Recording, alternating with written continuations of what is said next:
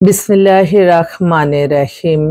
সকল প্রশংসা আল্লাহর, সকল ক্ষমতার মালিক আল্লাহ মহান। আসসালামু আলাইকুম আমার প্রাণ প্রিয় সকল আপনজন, কেমন আছেন? আমি আপনাদেরই সামান্য একজন কান্তাপা আবারও চলে আসলাম। আজকে হচ্ছে 12/7/2025 সাল। আল্লাহর নামে কাজ শুরু করলাম। আমি আমার আল্লাহর ঘরে সালাম ও দোয়া পৌঁছে দিলাম।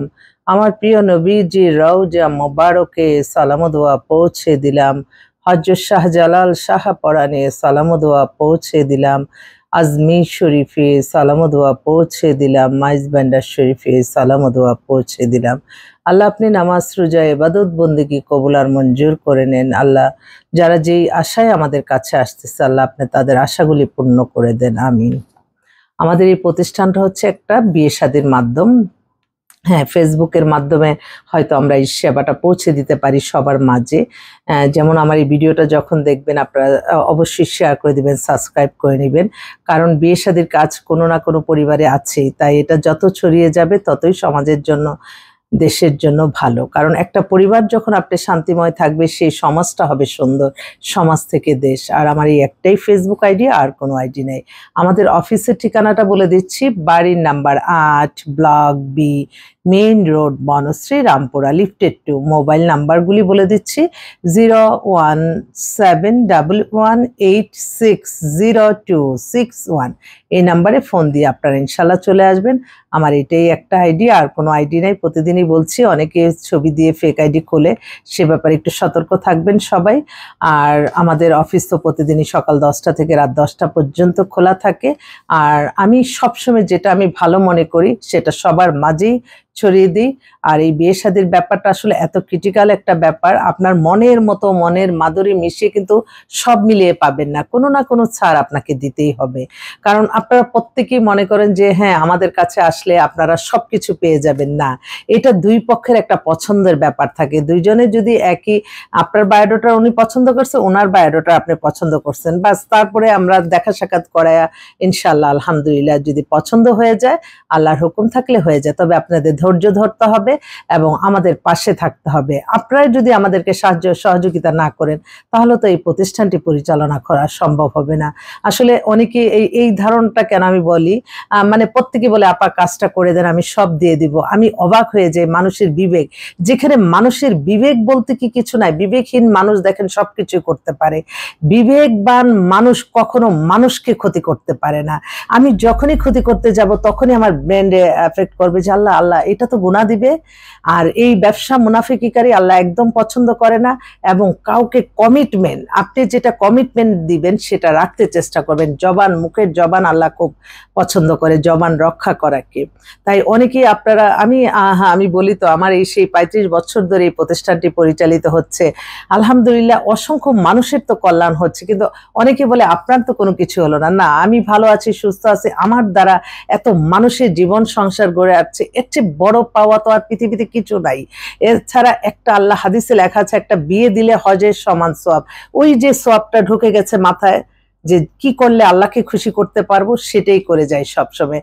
তো আপনাদের একটু বিবেকবান হতে হবে। আমরা যখন আপনার সম্পর্ক নিয়ে আমরা বিভিন্ন জায়গায় আলাপ আলোচনা করব, আপনার জন্য আমার এই একটা প্ল্যাটফর্ম ব্যবহার করতে হচ্ছে, আপনার জন্য সবকিছু করবো। তো আমাদের এখানে তো আপনাদের স্কুলে ভর্তি হতে হয়, সব ব্যাপারে আপনার ইনভেস্ট করেন। দেখা যায় বিয়ে শাদীর ব্যাপারে 5-10 হাজার টাকা নিয়ে আপনারা খুবই মনে করেন যে না, কেন দিব, সেটা আসলে যারা বিবেকবান তারা কিন্তু খুবই উইলিংলি বলে যে না, আপনার পরিশ্রমের তুলনায় এটা কিচ্ছুই না। যারা বিবেকবান, আর বিবেকহীন মানুষ তো সবই ক্ষতি করতে পারে মানুষের। এই আজকে আসলে এই সামাজিক যোগাযোগের মাধ্যমে অনেক খবরই দেখি, তখন খুব কষ্ট লাগে যে আল্লাহ, কিভাবে মানুষ একটা মানুষকে হত্যা করে এবং কিভাবে এগুলি কিভাবে উদ্বুদ্ধ হয়। আমি একটা ছোট্ট একটা, মানে আমি আমার অভিজ্ঞতা থেকে বলছি।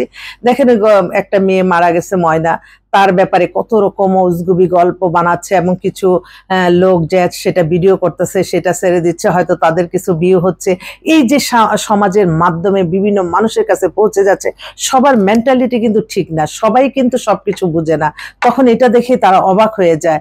তা আমি অবাক হয়ে যাই যে এই যে ক্ষতিগ্রস্ত জিনিসগুলি, ভিডিওগুলি ভাইরাল হচ্ছে, এতে তো আমরা কোনো উপকৃত হচ্ছি না, এটা মানুষ খারাপ হচ্ছে, এখানে মারছে, আমি এগুলি শিখে ফেলে।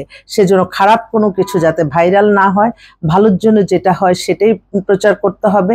মিথ্যা কাল্পনিক গল্পের কারণে যাতে মানুষ ক্ষতিগ্রস্ত না হয়, সেদিকে সকলেই খেয়াল রাখতে হবে। আমি সামান্য ক্ষুদ্র মানুষ হিসাবে বলছি যে আপনার অর্থবিত্তের প্রয়োজন আছে, কিন্তু মানুষকে ক্ষতি করে না, মানুষের সাথে জুলুম করে না, জুলুমকারীকে আল্লাহ পছন্দ করে না। সবসময় সবাই দোয়া করবেন, আল্লাহ যার দ্বারা মানবতার কল্যাণ হবে, আল্লাহ যাতে তাকেই ক্ষমতা দান করে। কারণ এই ক্ষমতা করে কিন্তু মানুষ একজনকে খুন করে ফেলে। অবাক কাণ্ড। এই ক্ষণিকের দুনিয়া আপনি একটা সেকেন্ড পরে আছেন কিনা বোঝা যাবে না, কিন্তু আপনি বেঁচে থাকতে মানুষের কল্যাণ করতে হবে, আল্লাহর আদেশ নিষেধ মেনে চলতে হবে, এর মাধ্যমে আপনি সফলতা পাবেন। তো আমার ছোট্ট একটা প্রফেশন, আলহামদুলিল্লাহ আমি আল্লাহ মহানের কাছে প্রতিটা সময়, প্রতিটা ক্ষণ, প্রতিটা মুহূর্তে আল্লাহর কাছে লজ্জিত শুকরিয়া জানাই, এবং আমি আপনাদের দোয়া চাই। আল্লাহর কাছে এটাই বলি, আল্লাহ আমার এই ভিডিওটা যাতে কোনো খারাপ মানুষের চোখে না পড়ে। খারাপ মানুষ কিছু মানুষকে ক্ষতিগ্রস্ত করার চিন্তা ভাবনায় থাকে, হিংসা মানুষকে পতন ঘটায়, অহংকার মানুষকে পতন ঘটায়। আল্লাহ কি খুশি হয়? আল্লাহ খুশি হয় আল্লাহ সন্তুষ্টি লাভের আশায় নামাজ, রোজা, ইবাদত, বন্দেগী, ভালো কাজ, এগুলিতে আল্লাহ খুশি হয়। তো আমরা সবাই আল্লাহকেই খুশি করি। আল্লাহ ছাড়া অগণিত বাজেট দেওয়ার কেউ নাই। তো সবাই ভালো থাকবেন, দোয়া করবেন। আল্লাহ নামে কাজ শুরু করলাম। আমার এই ফেসবুকের মাধ্যমে হয়তো আমি মাঝে মাঝে ছবি দেই, আবার অনেক সময় এটা ভালো লাগার জন্য অনেক সময় ফিল্টার দিয়ে ছবি দেই, এটা কিন্তু আবার অনেকে বুঝে না, উরি বাবা মনে করে কি নাকি। এই ধারণাগুলি কিন্তু আমাদের ভার্চুয়ালি, যাতে কেউ কাউকে দেখে পাগল না হয়ে যায়, সামনাসামনি না দেখে। এটা কিন্তু ভার্চুয়াল জগৎ, এখানে কিন্তু এই যে আমি আসছি, এটা একটা মাধ্যমে আসছি, সামনে বাস্তব কি সেটাও কিন্তু আপনাদের খেয়াল রাখতে হবে। ছবি বা এগুলি একটা জাস্ট একটা আল্লাহর সৃষ্টি। ফেসবুক, এটা যেমন একটু ছবি দিলাম, কোথায় গেলাম না গেলাম। তবে এখন খুব সতর্ক, এখন আর আমি চিন্তা করি যে মানুষ তো অনেক কিছু বানায় ফেলে, সেজন্য নিজের ছবিটাই নিজে দিই, আর কারোর সাথে কোনো ছবি দেই না। এটা একটা বদভ্যাস ছিল যে কোথায় গেলে ছবির জন্য পাগল হয়ে যেতাম। এটা আসলে নতুন যারা, আমরা যখন ফেসবুক ইউজে অভ্যস্ত হলাম তখনকার ঘটনা। তো সেজন্যই এগুলি নিয়ে পরে বিপদও হয়। তো আল্লাহ যাতে এই বিপদ থেকে মুক্ত করে এবং খারাপ অভ্যাস থেকে যাতে আল্লাহ মুক্ত করে সবাইকে। আসলে আমরা এই সামাজিক যোগাযোগ, একদিন আমি আসবো না, কেউ খবর নাই, কেউ আর চিনবে না কান্তাপাটা কে, তাই না?